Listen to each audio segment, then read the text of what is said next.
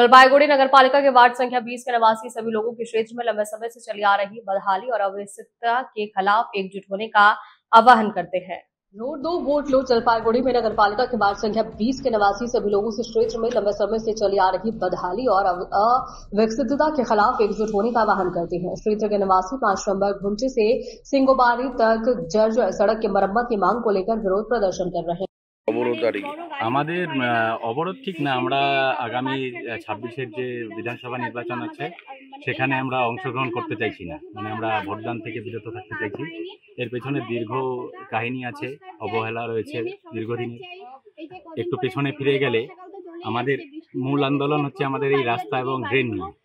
এই রাস্তা তৈরি হয়েছিল 9-এর দশকে আর কি, 1990-97 এরকম সময়। তো সেই সময় তৈরির পর পৌরসভার প্রধানতায় আমরা রাস্তা পেয়েছি, তার আগে কাঁচা রাস্তা ছিল। তারপরে এই রাস্তা তৈরির পরে এর সাথে একটা মানে হাইড্রেন তৈরি করা হয় প্রশস্ত এবং গভীর।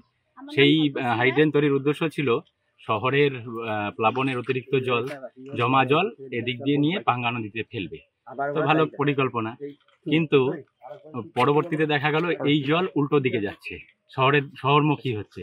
এবং এই হাইড্রেনটা যে তৈরি করা হচ্ছে তার পাশে মানে দুটো পাশে কোনো রকম মানে কোনো গার্ডওয়ালের ব্যবস্থা নেই, কোনো রকম গার্ডওয়ালের কোনো ব্যবস্থা নেই। তো হচ্ছে কি, বর্ষা অতিপ্লাবন যখন হচ্ছে তখন এগুলো তো জলমগ্ন হচ্ছে, সঙ্গে রাস্তার দুটো পাশ ভেঙে যাচ্ছে। ভাঙতে একটা সময় যে মানে রাস্তাটা ছিল 12 ফিটের, এখন সেই রাস্তা আপনারা দেখতে পাচ্ছেন 6-7 ফিটের।